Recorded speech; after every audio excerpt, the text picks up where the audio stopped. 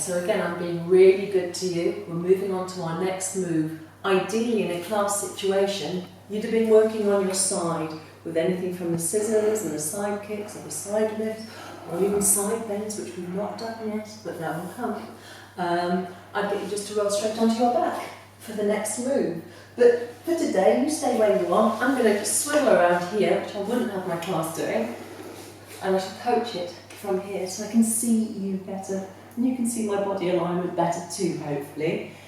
Now the 100 again is another iconic move in Pilates. It's working the shoulder girdle and the pelvic girdle and the core really tightly, but you must get your alignment absolutely perfect before we start to nail this move. It's one of my favourites again, just because after a walk or a run or anything like that, I can just hit a few 3 to 4, 5 pattern breathing cycles, and it just pulls everything to right where it should be.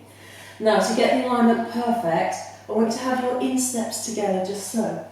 Take your heels apart like Betty Boop, and then align your toes so your feet are sitting bone width apart, apparently which is the same width as your cheekbones. I wouldn't like to precisely measure it, but it's just a rough gauge for us, because some people do all sorts of weird things with their legs when they're on the back, like that. So instep together, heels apart, toes apart, roughly 1.5 feet away from your bottom. Now, bring your attention to your spine behind you. I want you to rock your pelvis east to west, and then just tip the pelvis up and tip it back, so you can feel where the back of your pelvis needs to be on the floor. Some people make a triangular shape with their hands and place it just beneath their navel. And a rule of thumb is if you can see just the whole of it, not the whole of it that way, or just the thumbs, you're probably on a nice flat plane on your pelvis. The other rule of thumb is take the back of your hand and feel your spine. Can you feel just a small gap or an arch in the spine on the floor behind you? Some people try to press the spine flat. We don't want that in this model of Pilates. I'd like you to keep a neutral spine behind you. For me, it's just about here, which means it's quite curved, because I've got quite a curvy spine. So for me, that's where I work. Some people naturally have a flatter spine, and again, if that's what you've been given, you'll have to work with that, but avoid flattening it. We need it to just be neutral. So the hips and the ribs are about 6 inches apart, depending on your body shape. And pulling and floating the transversus abdominis and the pelvic floor up tight to about 30%. And you'll just be right there on your core activation. So let's just check the alignment again. Insteps together, heels apart, toes apart. Upper body, melt the shoulders deep back and down into the floor. One of the good things you can do is turn your palms to the ceiling, which rotates the whole of the arm in humerus head into the shoulder girdle, and allows you to switch off the muscles in the neck and across the chest. Boom. So you've got your upper body nice and switched off and relaxed, and all the work is going on into the transversus abdominis and your pelvic girdle core activation. So the alignment's there now for me.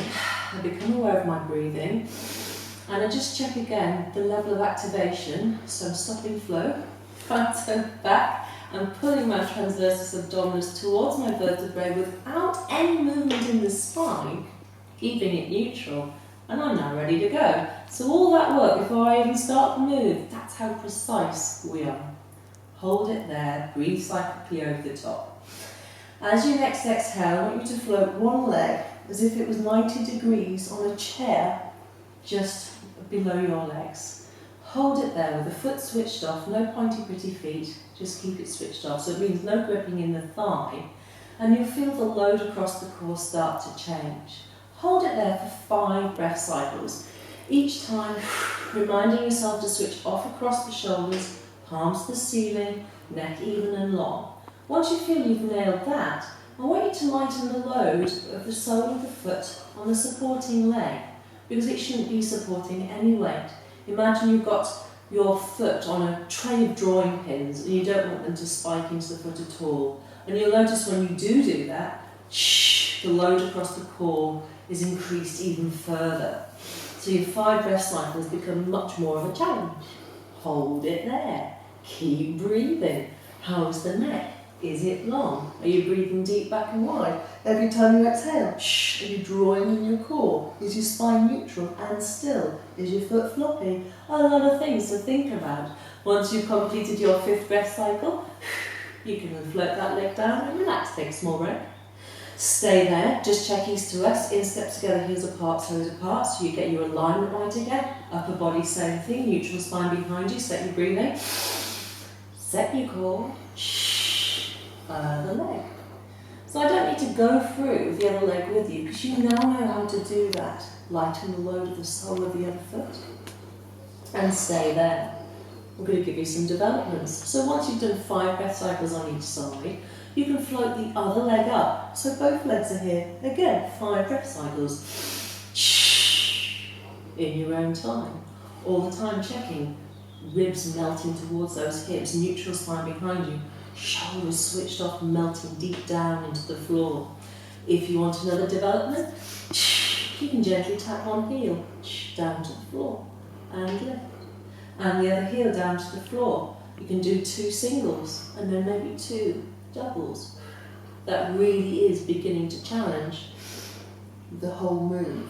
But again, do not move on to any of those developments until you know you've nailed the basic really, really well. Again, a good teacher will be able to keep an eye on you and motivate you through the progressions. I'm just throwing them out there right now so you get an idea of where to go from. Another thing with 100 is people start using their upper body and do all sorts of amazing gymnastic things. At this level, as you're only just starting, I would just like you to stick with the basic and nail it perfectly. I've been doing it years and it's still the level I work at to make sure it's right and precise.